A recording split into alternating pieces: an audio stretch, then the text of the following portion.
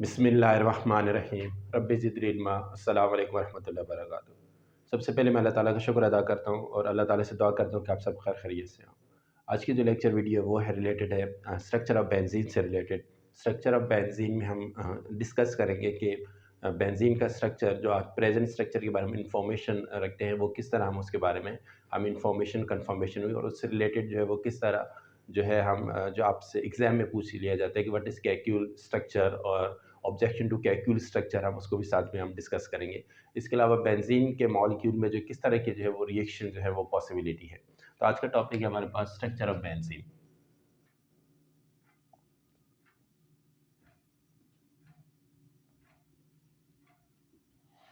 Benzene definitely chemistry के अंदर जो है वो आप कहते हैं कि मॉलिक्यूल के स्ट्रक्चर को समझने के लिए मॉलिक्यूलर फार्मूला को भी क्या किया जाता है, डिटरमिन किया जाता है और इसके अलावा उस सब्सटेंस के अंदर कौन-कौन से एटम्स मौजूद हैं, उनका मोल रेशियो क्या है, तो इसके हम कहते हैं कि केमिकल एनालिसिस की जाती है। तो बेंज़ीन की भी केमिकल एनालिसिस और मॉलिक्यूलर वेट डिटरमिन किया गया है, जिससे पता चला कि बेंज़ीन का जो मॉलिक्यूलर फार्मूला है वो C6H6 है।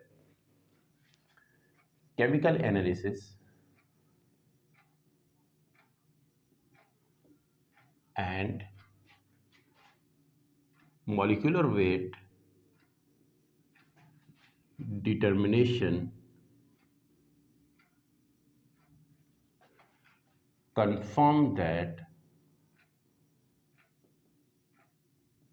the molecular formula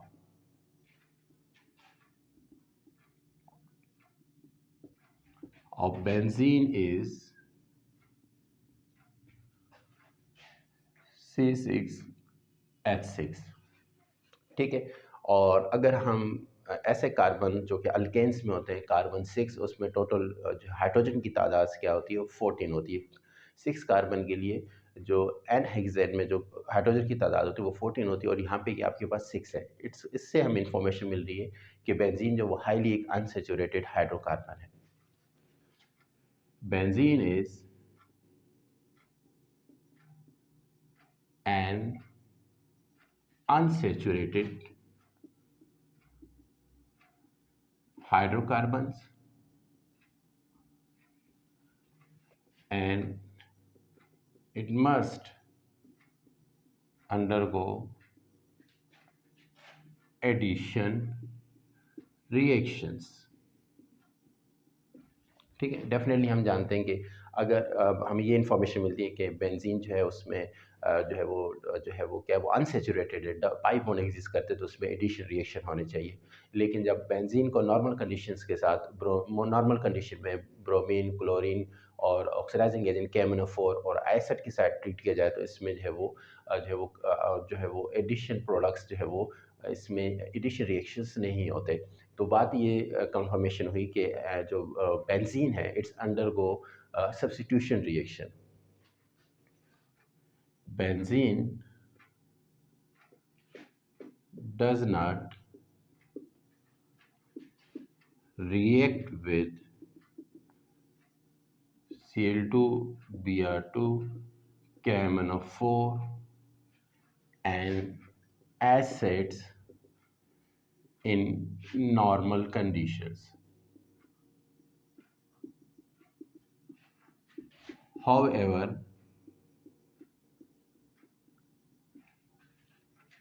it does substitution reactions in which replacement of hydrogen takes place by another atom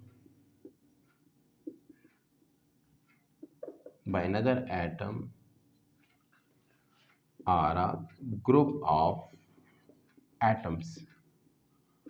ठीक है। तो ये इन्फॉर्मेशन है कि बेंजीन में एडिशन रिएक्शन नहीं होते बल्कि सब्स्टिट्यूशन रिएक्शन होते हैं और बेंजीन में मौजूद जो हाइड्रोजन होते हैं वो रिप्लेस हो जाते हैं किसी और एटम या ग्रुप ऑफ एटम्स के ज़रिए। मिसाल के तौर पर हम बात करते हैं कि अगर हम बेंजीन में सब्स्टिट्यूशन रिएक्शन परफॉर्म करना चाहते हैं, हम ब्रोमीन एटम को क्या करना चाहते हैं, उसमें सब्स्टिट्यूट करना चाहते हैं, उसमें चेंज करना चाहते हैं, तो उसके लिए हम क्या यूज़ करते हैं कि बेंजीन C6H6Br2, तो it is take place in the presence of Lewis catalyst. ठीक है, एसिड कैटलिस्ट, और इसमें आपके पास जो है एक मोनो सब्स्टिट्यूटेड प्रोडक्ट मिलती है, और इसमें आपने देखा कि हाइड्रोजन सब्स्टिट्यूट हो गया ब्रोमीन के साथ, और आपके पास यहाँ पे ब्रोमोबेंजीन की फॉर्मेशन, ब्रोमोबेंजीन। ठीक है, तो ये सब्स्टिट्यूशन रिएक्शन है। आप इसी तरह एक नेक्स्ट एग्जांपल ले सकते हैं, C6H6, आपके पास जो है वो HNO3, ठीक है, इन the presence of sulphuric acid C6H5NO2, और आपके पास क्या है, वाटर, और ये नाइट्रोबेंजीन की क्या हो रही है, फॉर्मेशन हो रही है। ठीक, नाइट्रोबेंजीन। तो ये सब्स्टिट्यूशन रिएक्शन है। फर्दर कुछ सब्स्टिट्यूशन रिएक्शंस मैं आपके साथ डिस्कस कर लेता हूँ। अब इसके ये इंट्रोडक्शन है, इसको आप लिख लें, क्योंकि स्ट्रक्चर ऑफ बेंजीन में आपको जो है वो ये इन्फॉर्मेशन क्या होती है, एक्सप्लेन करनी होती है, राइट करनी होती है। नेक्स्ट रिएक्शन में आपके साथ डिस्कस कर लेता हूँ।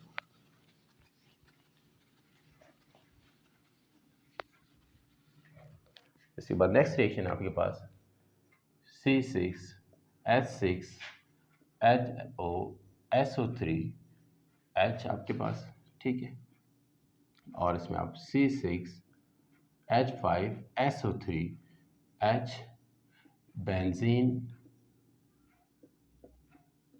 सल्फोनिक एसिड की फॉर्मेशन हो रही है यहाँ पे, और साथ में आपको वाटर की फॉर्मेशन हो रही है। ठीक है, तो इसमें आप सल्फोनिक ग्रुप को भी क्या कर सकते हैं, सब्स्टिट्यूट कर सकते हैं। इसके बाद नेक्स्ट एक रिएक्शन है, मैं आपके साथ शेयर कर लेता हूँ।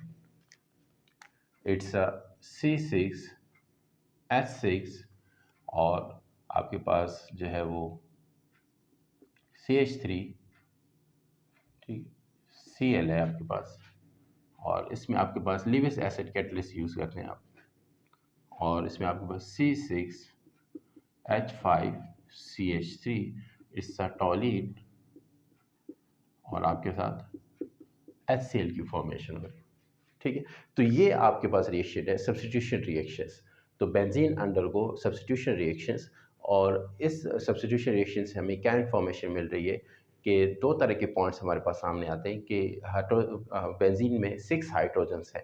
अब 6 हाइड्रोजन में सिर्फ एक हाइड्रोजन सब्स्टिट्यूट हो रहा है, इससे हमें ये बात जो है वो पॉइंट सामने आता है, क्या 6 हाइड्रोजन में से सिर्फ एक ही हाइड्रोजन क्या रिएक्टिव है, और या फिर दूसरी एक्सप्लेनेशन ये कि सारे हाइड्रोजन सिमिलर रिएक्टिव हैं, और किसी भी कार्बन का हाइड्रोजन क्या हो सकता है, वो सब्स्टिट्यूट हो सकता है। तो बाद में ये कंफर्मेशन आई कि तमाम हाइड्रोजन जो है बेंजीन के, वो सब की जो रिएक्टिविटी वो क्या है, वो सिमिलर है। तो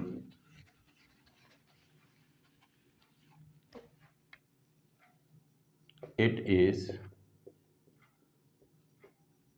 suggested that due to substitution reaction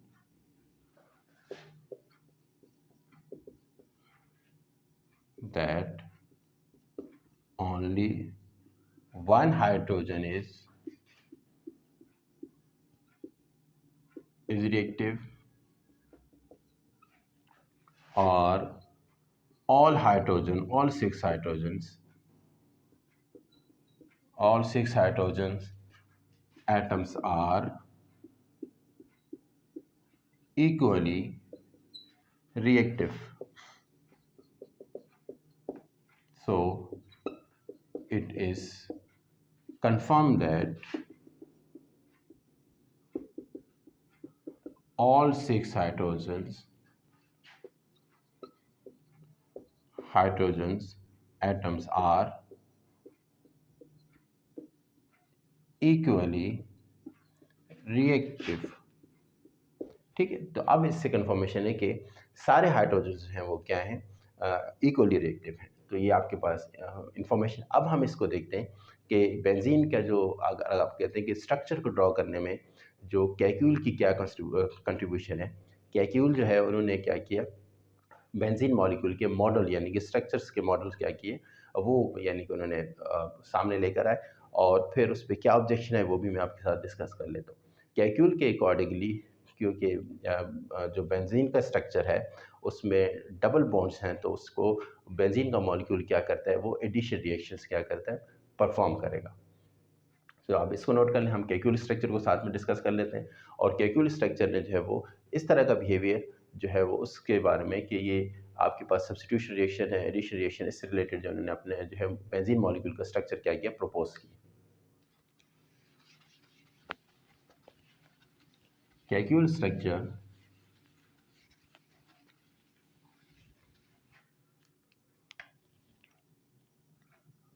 Kekulé in 1865 proposed the following structure of benzene।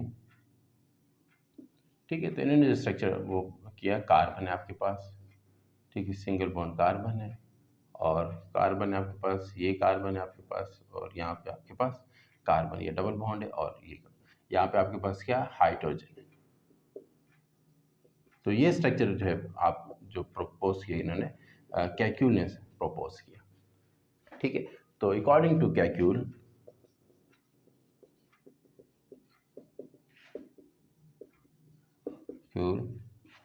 benzene must undergo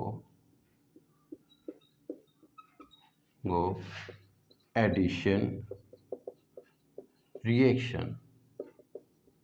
ठीक है, तो इसके अलावा he proposed the following structures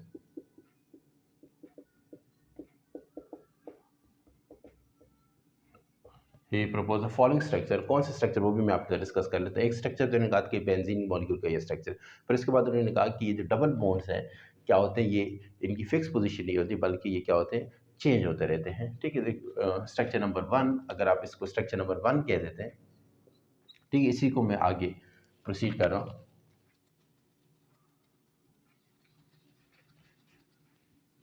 ठीक है, इसको आप स्ट्रक्चर नंबर 1 कह दें इसमें, और इसी का अगर आप दूसरा स्ट्रक्चर है तो इसका इन्होंने कि सेकेंड स्ट्रक्चर, ये डबल बॉन्ड क्या होता है, शिफ्ट हो जाएगा, कार्बन कार्बन, इसमें कार्बन है आपके पास, ये भी कार्बन है आपके पास, और ये भी कार्बन है। ठीक है, तो इसमें आपके पास क्या होगी, शिफ्टिंग होगी डबल बॉन्ड की। ठीक है, ये हाइड्रोजन और ये हाइड्रोजन, और इसमें इन्होंने अप्रॉक्सीमेटली किया, कहा कि ये जो स्ट्रक्चर है ये एक्चुअली अप्रॉक्सीमेटली है कौन से स्ट्रक्चर के, ये जो स्ट्रक्चर है आपके पास, ठीक है, ये स्ट्रक्चर नंबर ये 2 है आपके पास, ठीक है, और ये स्ट्रक्चर नंबर क्या है, 3 है इसमें। तो अकॉर्डिंगली इस तरह के मॉलिक्यूल्स, बेंजीन मॉलिक्यूल जो है वो इस तरह भी एग्जिस्ट कर रहा है, और बेंजीन मॉलिक्यूल आपके पास इस तरह भी एग्जिस्ट कर रहा है। ठीक है, इस केस में अगर कार्बन जो है इसके साथ ये कार्बन है और ये कार्बन है, या डबल बॉन्ड है और यहाँ सिंगल बॉन्ड है, फिर यही केस कार्बन डबल बॉन्ड और ये कार्बन आपके पास क्या है, सिंगल बॉन्ड है। तो ये जो है वो आप कहें कि कैक्यूल ने स्ट्रक्चर को क्या किया, प्रपोज किया। लेकिन इसके बाद जो ऑब्जेक्शन टू कैक्यूल स्ट्रक्चर वो क्या थी, कि अगर बेंजीन जो है वो डाई सब्स्टिट्यूटेड प्रोडक्ट्स, अगर कैक्यूल स्ट्रक्चर को देखा जाए तो बेंजीन को डाई सब्स्टिट्यूटेड 2 प्रोडक्ट्स देनी चाहिए। हाँ, लेकिन जो प्रैक्टिकली हमें बेंजीन से जो डाई सब्स्टिट्यूट प्रोडक्ट मिलती है वो एक ही मिलती है। कौन-कौन सी डाई सब्स्टिट्यूट प्रोडक्ट्स, वो भी हम साथ में डिस्कस कर लेते हैं।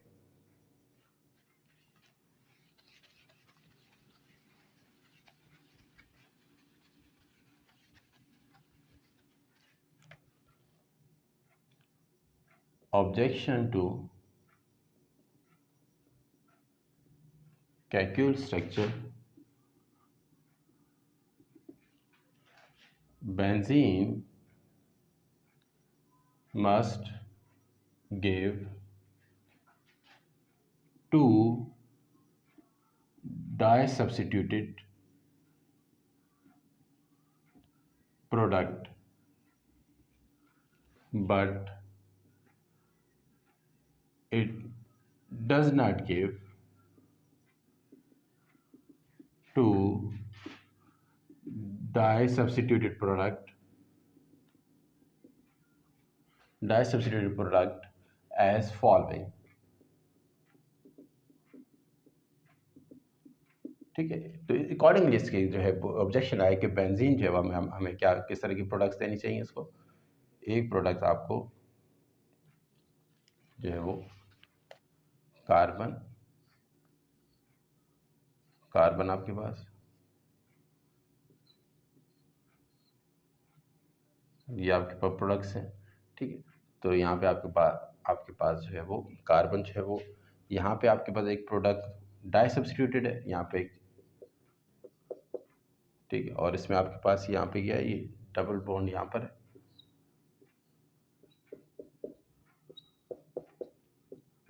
ठीक है, ये आपके पास 4 स्ट्रक्चर है। ठीक, तो ये डाई सब्स्टिट्यूटेड प्रोडक्ट है, SY 2 ग्रुप अटैच हैं। ठीक है, इसके अलावा एक प्रोडक्ट या साथ में क्या होनी चाहिए, और इसमें आपके पास, ठीक है, एक प्रोडक्ट ये है और एक प्रोडक्ट ये होनी चाहिए, और एक प्रोडक्ट आपके पास क्या है,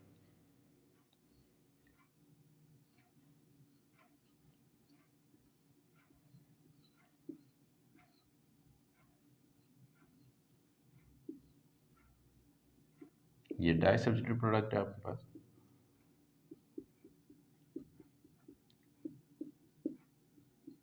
ठीक है, di substituted product and this is structure of 4 और दीज आर ऑर्थो प्रोडक्ट्स। तो ऑब्जेक्शन ये था कि अब अगर आप यहाँ देखें एक्स और वाई, ये दो साथ में ऑर्थो पोजीशन पे कार्बन्स हैं, यहाँ पर सिंगल बॉन्ड है और जबकि यहाँ पर क्या है, डबल बॉन्ड है। तो जो आपके पास प्रैक्टिकली हमारे पास जो है वो ऑर्थो प्रोडक्ट्स जो है डाई सब्स्टिट्यूटेड बेंजीन की, वो हमें क्या होनी चाहिए, 2 प्रोडक्ट्स मिलनी चाहिए, लेकिन प्रैक्टिकली हमें क्या मिलती है, जो एक्चुअल में हमें एक प्रोडक्ट ऑब्टेन होती है। तो इस पर जो है वो आप कहेंगे जो बेंजीन का, इसके अलावा जो कैक्यूल स्ट्रक्चर के ऊपर आप कहें या बेंजीन के स्ट्रक्चर के ऊपर जो है आप कहेंगे 30 ईयर्स तक क्या होगा, उस पर काम हुआ। और ये जो ऑब्जेक्शन है, इस ऑब्जेक्शन को इन्होंने अपनी जो कैक्यूल ने इसको एक्सप्लेन किया। अगर हम इन दो स्ट्रक्चर्स को अगर हम एक्सप्लेन करना चाहें, तो इस केस में वो जो वाई ग्रुप, जो कार्बन और कार्बन जिनके ऊपर जो है वो ग्रुप्स अटैच हैं, उनके दरमियान सिंगल बॉन्ड है। और अगर आप यहाँ देखें जो जिन पे 2 ग्रुप्स अटैच हैं, उनके दरमियान क्या है, डबल बॉन्ड है। तो ये इस तरह आप इन स्ट्रक्चर्स को क्या करेंगे, एक्सप्लेन करेंगे। कैक्यू ने इस स्ट्रक्चर को जो है वो इस तरह एड्रेस किया कि एक्चुअली जो कार्बन एटम्स हैं बेंजीन मॉलिक्यूल के अंदर, वो क्या है, इन स्टेट ऑफ वाइब्रेशन है। इस वजह से इनके दरमियान जो है वो हाफ टाइम के लिए डबल बॉन्ड प्रेजेंट होता है और हाफ टाइम के लिए क्या होता है, इनके दरमियान सिंगल बॉन्ड होता है। इस वजह से जो है प्रोडक्ट क्या मिलती है, एक ही मिलती है। हम इसी को क्या करते हैं, हम एक्सप्लेन कर लेते हैं इन स्ट्रक्चर्स को।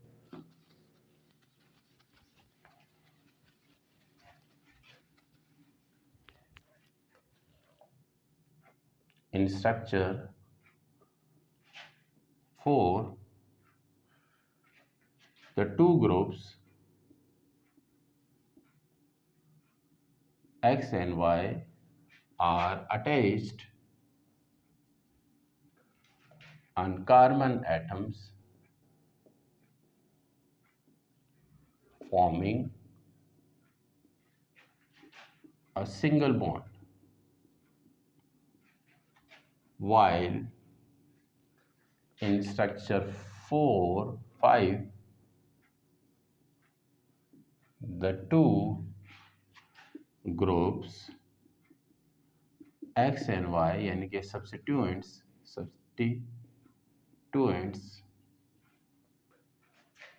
are attached on 2 carbon atoms forming a double bond। ठीक है, तो ये इसकी एक्सप्लेनेशन है। तो ये इन दो स्ट्रक्चर्स को हमने क्या किया, एक्सप्लेन किया। अब इसको जो है वो कैक्यूल ने किस तरह आप कहेंगे एड्रेस किया। कैक्यूल की एक्सप्लेनेशन जो है वो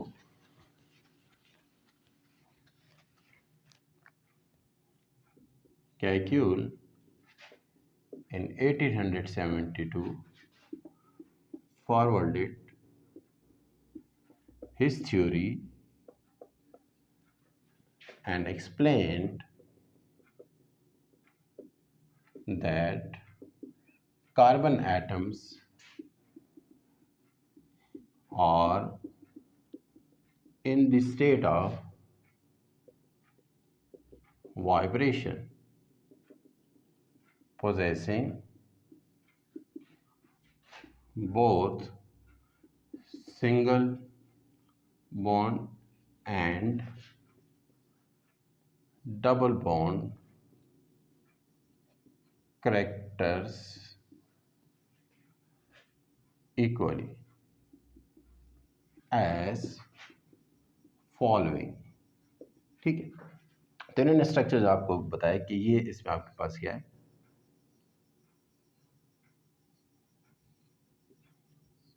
कि डबल कार्बन एटम्स हैं वो क्या कर रहे हैं, और ये जो स्ट्रक्चर आपके पास स्ट्रक्चर नंबर आपके पास ये 6 हो गया। ठीक है, और इसके बाद ये क्या है,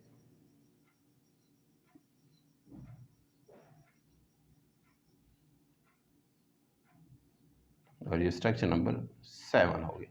तो इसमें ये कह रहे हैं कि ये जो डबल बॉन्ड्स हैं वो क्या है, एक्चुअली जो कार्बन एटम्स हैं वो इन स्टेट ऑफ वाइब्रेशन है, और वो सिंगल बॉन्ड करेक्टर और डबल बॉन्ड करेक्टर दोनों उनमें पोजेस करते हैं। इस वजह से क्या होता है कि इसमें आप जो है वो आपको सिंगल प्रोडक्ट मिल रही है। इसके अलावा एक और स्ट्रक्चर जो आर्मस्ट्रांग बेयर स्ट्रक्चर भी सामने आया, और उसमें उन्होंने कहा कि जो फोर्थ वैलेंसी कार्बन एटम्स की है वो सेंटर की तरफ उसकी डायरेक्शन होती है, और वो स्ट्रक्चर जो है आपके पास 1892 में सामने आया, और इस पे आप कह सकते हैं उस स्ट्रक्चर इतनी ज़्यादा जो है वो ज़्यादा पॉपुलर नहीं हो सका। तो जो बेयर स्ट्रक्चर है, आर्मस्ट्रांग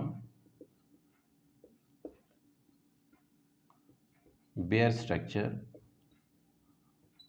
इन 1892, तो उसमें उन्होंने ये कहा कि आपके पास जो फोर्थ वैलेंसी है उसकी जो डायरेक्शन है वो क्या है, सेंटर की तरफ है।